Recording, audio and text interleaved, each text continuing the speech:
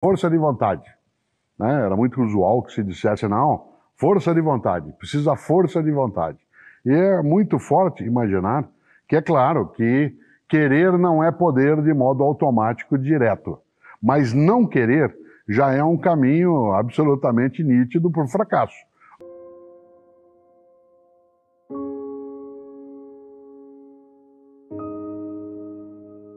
A primeira chamada, carnal, numa coisa que é muito contemporânea, quase colocada como um mantra, embora a frase e a ideia seja muito antiga, ela ganhou um revigoramento agora, que é assim, querer é poder.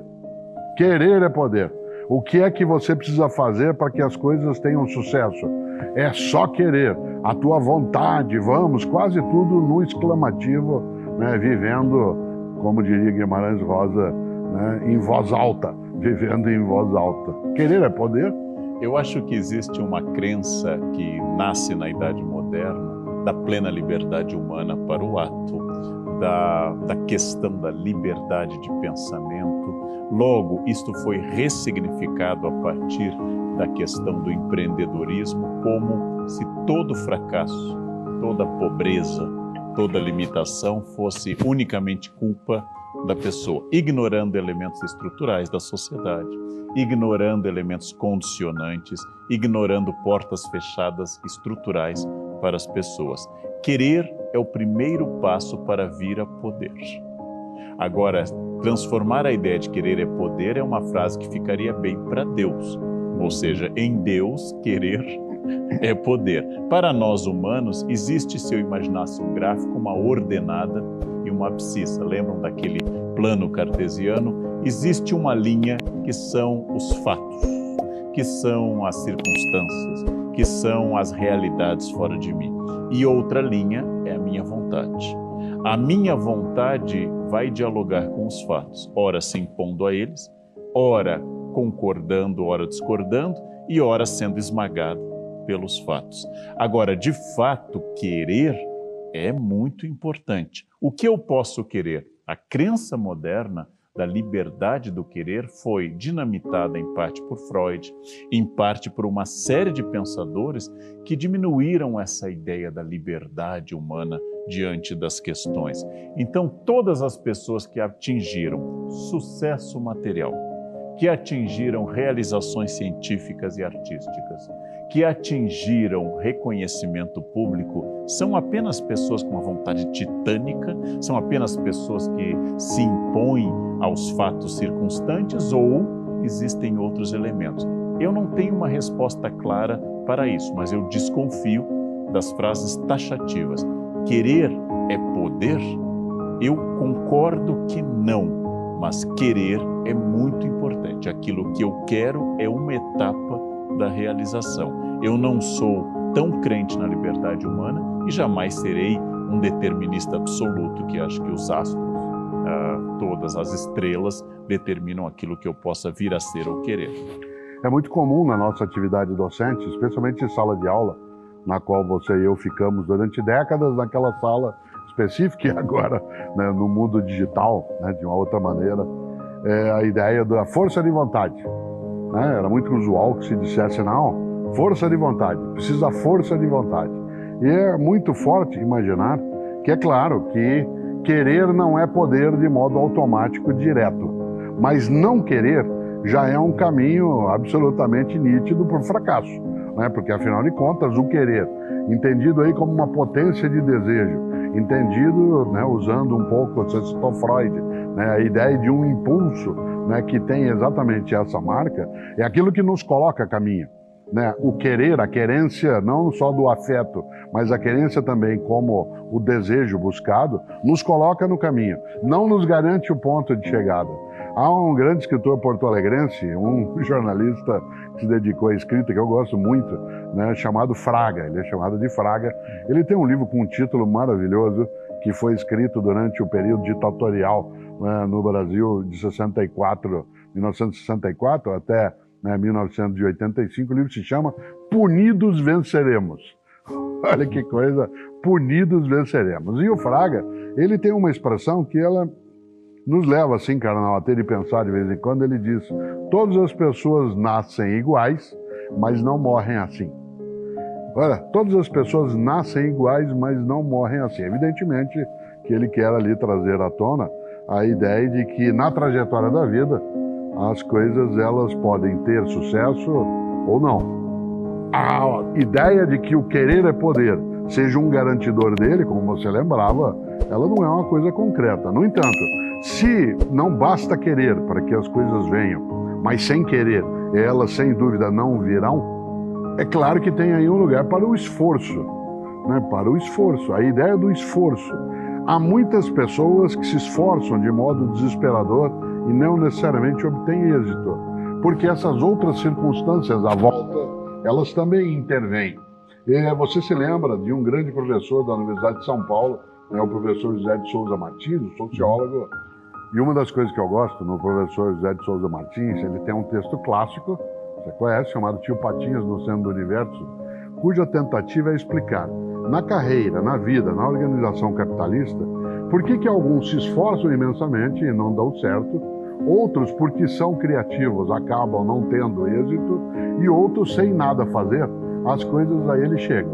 E ele, ao analisar o universo Disney, ele mostra 3 personalidades diversas. Donald, que é aquele que, embora submetido às regras do Tio Patinhas, aquele que não tem capacidade de iniciativa própria, ele fracassa apesar de todo o esforço, aí ele vive irado, gritando, batendo a cabeça numa parede.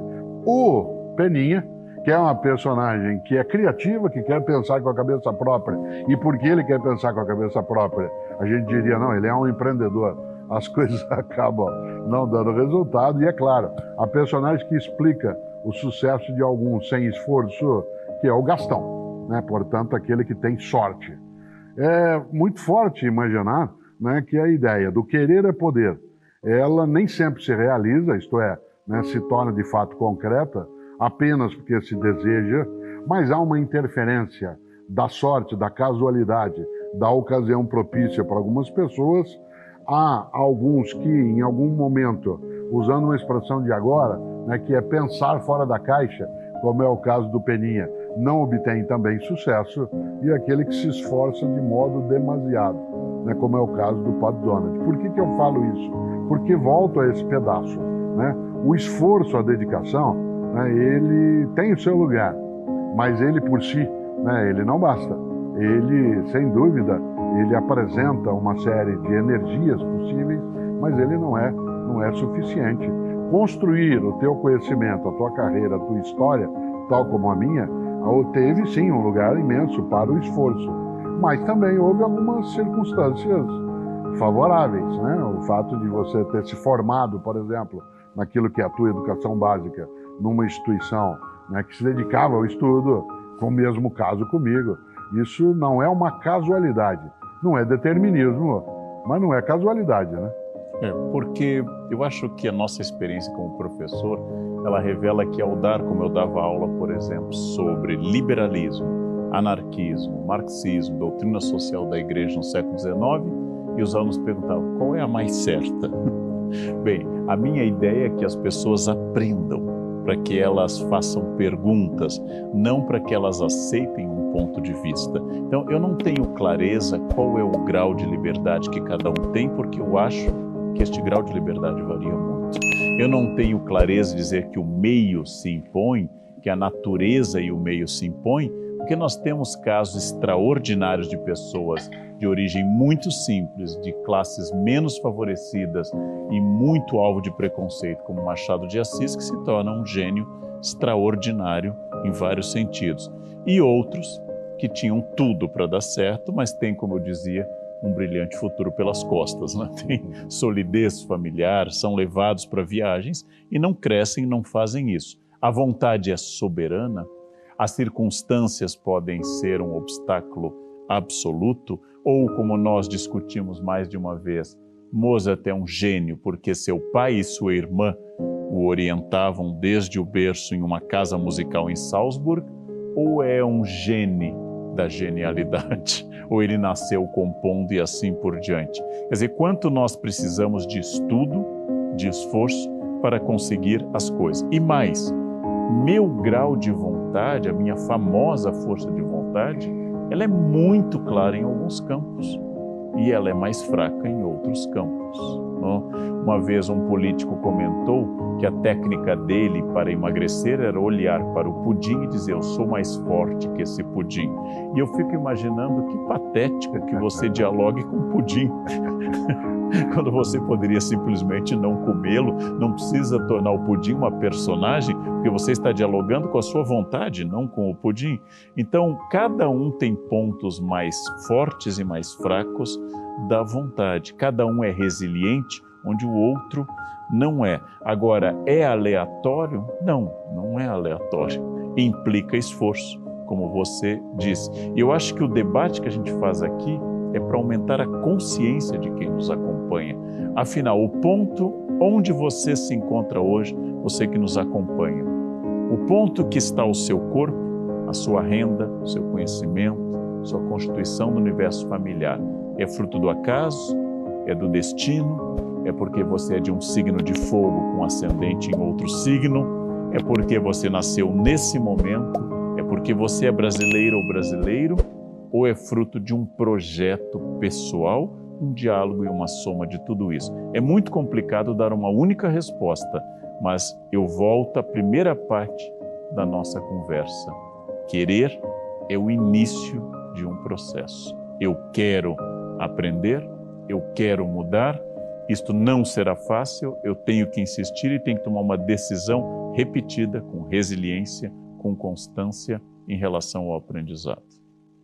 Olha só quanta coisa boa, né, que a gente pode pensar, refletir, né, dentro de uma conversa como essa. Para que Karnal e eu tenhamos mais nitidez, né, do qual é o tema, né, que nos angustia no sentido positivo, que provoca uma reflexão, que faz com que você queira aprofundar, ir buscar, ir adiante, escavar coisas que estejam também dentro dessa temática. Deixe seu comentário, escreva, né, faça anotação, sugira algo que a gente consiga também, né, tal como você imagina, levar adiante e todo mundo consiga aproveitar mais. E claro, como a gente disse antes, sair, né, da superficialidade, que é sedutora, mas é extremamente perigosa. Eu gostei muito quando você falou do pudim, né, de assim, eu sou mais forte do que o pudim. A ideia, né, eu não sou um apreciador de pudim, então posso falar isso à vontade. A ideia que eu gosto aí é que todo esforço, ele é um sacrifício, porque ele faz com que você tenha que colocar mais energia em algo do que seria usual se a gente, dando um outro modo de olhar, a primeira lei de Newton, atendesse à inércia como sendo conservadora da vida e da tranquilidade. Eu posso ter como filosofia de vida, né, a ideia do movimento inercial, portanto, tender ao repouso, mexendo um pouco, né, na primeira lei de Isaac Newton. E é gostoso imaginar que essa ideia do esforço, ela tem um componente de sacrifício, porque eu terei que fazer abdicação.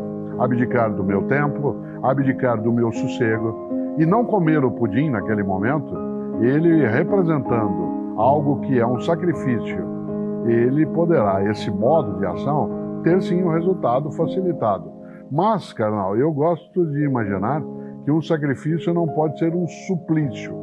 Por exemplo, quando nós estamos escrevendo, né, quando a gente produz nossos livros, produz artigos, né, a gente tem que, entre aspas, sacrificar algumas circunstâncias. Você tem que ficar dedicado, tem que passar horas lendo, pesquisando, escrevendo, reescrevendo, voltando.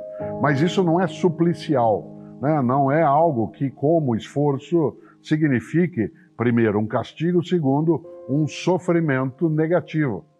Quase que se diria o sofrimento positivo. Eu já ouvi em alguns momentos de quem ajuda a gente a fazer exercícios, a trabalhar com fisioterapia, que você reclama e diz assim, olha, eu estou com dor, e a pessoa diz assim, mas é a dor boa? Você diz assim, olha, mas qual dor é boa? Aquela que resulta do exercício, do esforço feito. Existe uma dor que não é um incômodo positivo, existe uma dor que é aquilo que perturba porque há um mau sinal. E a dor boa seria aquela, né, que resulta como indicação do esforço feito. Isso vale exatamente nessa dimensão.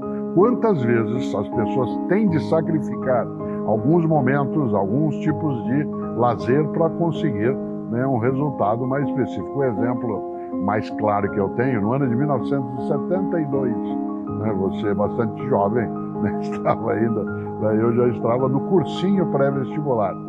Na época do cursinho, eu queria entrar na universidade, como entrei, o sacrifício, o esforço era imenso, era passar a noite estudando, era não ter final de semana, era não ir, na época, para as domingueiras, né, que era o nome que se dava à balada, né, no domingo à tarde, e claro, mas não era um suplício, porque eu tinha um objetivo nítido. Eu acho que aí volta, nem sempre, né, o pudim é mais fraco, mas nem sempre o pudim é mais forte, né? O historiador pensa muito, Cortella, como algumas culturas, como a nossa, talvez por influência religiosa, fazem uma estética do sacrifício. Ou seja, quanto mais você abre mão de coisas boas, mais você tem força de vontade, mais você tem objetivos, mais confiável você é. Uma pessoa educada e disciplinada é a pessoa que só come as coisas corretas, só lê os livros adequados e só leva a sua vida dentro de um padrão cheio de sacrifícios. Talvez tenha inspiração religiosa, talvez seja a pulsão de morte, voltando a Freud, mas eu concordo com você. O pensamento estratégico, ele vai colocar que o prazer imediato do pudim, muito mais difícil para eu resistir, porque ao contrário de você, eu adoro pudim, mas resisto feliz ao chocolate. Eu não sou chocolatra, mas sou pudimlólatra. Eu resisto àquele pudim, não porque eu quero me sacrificar, mas porque eu quero um bem maior. Diminuir minha gordura no fígado, esteatose hepática, ou minha dimensão de cintura, ou diminuir a glicose, pensando no risco de diabetes que tem na minha família, eu estou pensando em algo maior. Eu não estou pensando naquele prazer imediato do pudim, eu estou pensando que a médio e longo prazo, renunciar àquele prazer por prazeres maiores vai me trazer isso. Mas você trouxe uma coisa mais importante.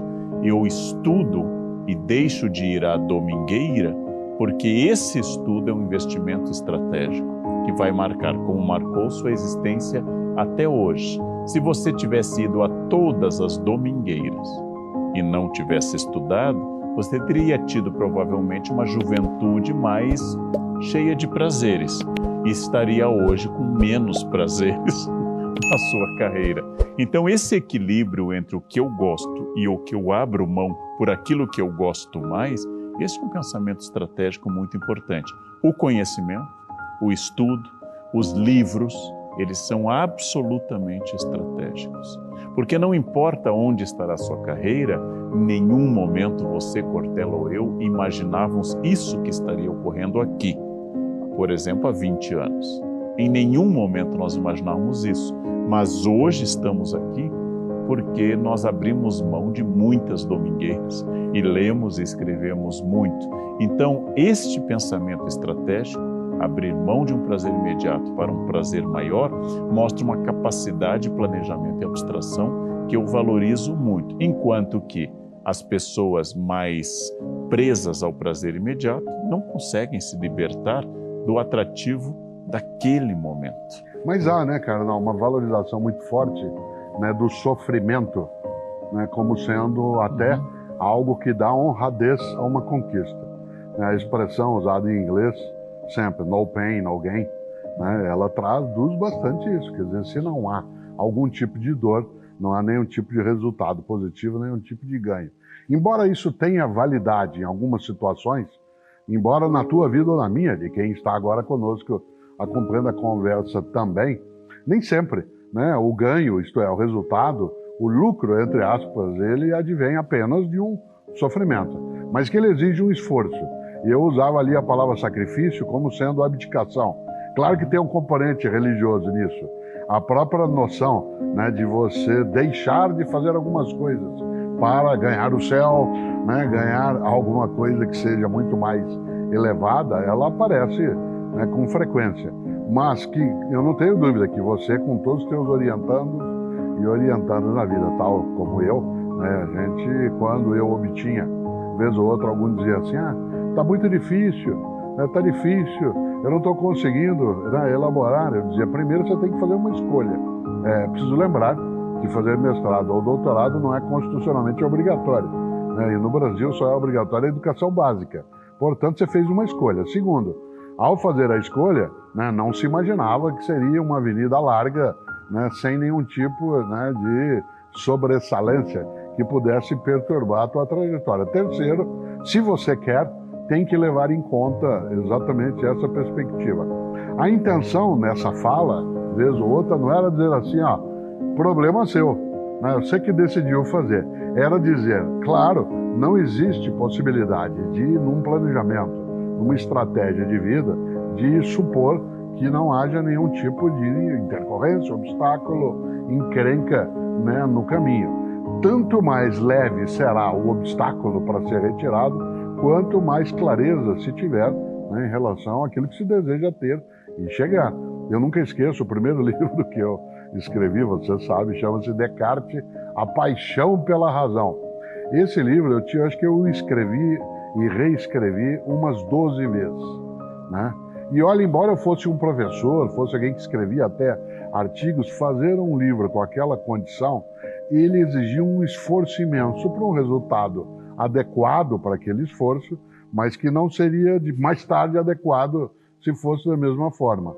Não é que hoje eu escrevo mais facilmente, né? É que hoje as condições, o repertório, a maneira de trazer fazem com que eu não preciso escrever 12 vezes, hoje 8, né, seriam suficientes. Acho que isso acontece contigo também. Sem sombra de dúvida. E nós temos uma questão muito importante, que é ter consciência que fazemos alguns sacrifícios por prazer. Escrever é um prazer, mas o que não implica dizer que sempre vai ser apenas um caminho de riso, de flores, ou uma estrada sem nenhum obstáculo. Então, pelo contrário, o obstáculo é uma forma de eu chegar a um texto melhor, a uma ideia melhor, uma ideia que me escapa, e isso é muito bom. Quer dizer, eu prego o sacrifício como instrumento de prazer. Eu sei, a nossa tradição religiosa que me formou é que eu, inclusive, ofereça a Deus dores. Se eu conseguir isso, eu vou subir essa escadaria de joelhos. Ou seja, qual o interesse de Deus no sangue nos meus joelhos? E qual seria o interesse de um pai amoroso nisso? Eu sei que o discurso é, eu ofereço sacrifício para mostrar a minha disposição, mas eu ofereço alegria, eu ofereço a dedicação, eu ofereço fazer uma coisa muito bem feita para que eu agrade a mim, e se for o caso da minha crença, agrade a Deus. Eu quero fazer concessões para que eu faça melhor, para que eu produza mais, e essas concessões às vezes implicam abrir mão de algo imediatamente prazeroso por algo, como já disse, a médio e longo prazo prazeroso. Mas sempre, Oscar Wilde dizia que se você resistiu à tentação, é porque ela não era forte o suficiente. Não é só força de caráter, mas porque aquela tentação, na forma de uma sedução ou encarnando uma intenção demoníaca, ela era simplesmente fraca, não tocou no seu ponto. Então, eu resistiria bem aos chocolates, eu resistiria a sorvetes, mas um pudim, um doce de leite talvez estivessem além da minha capacidade.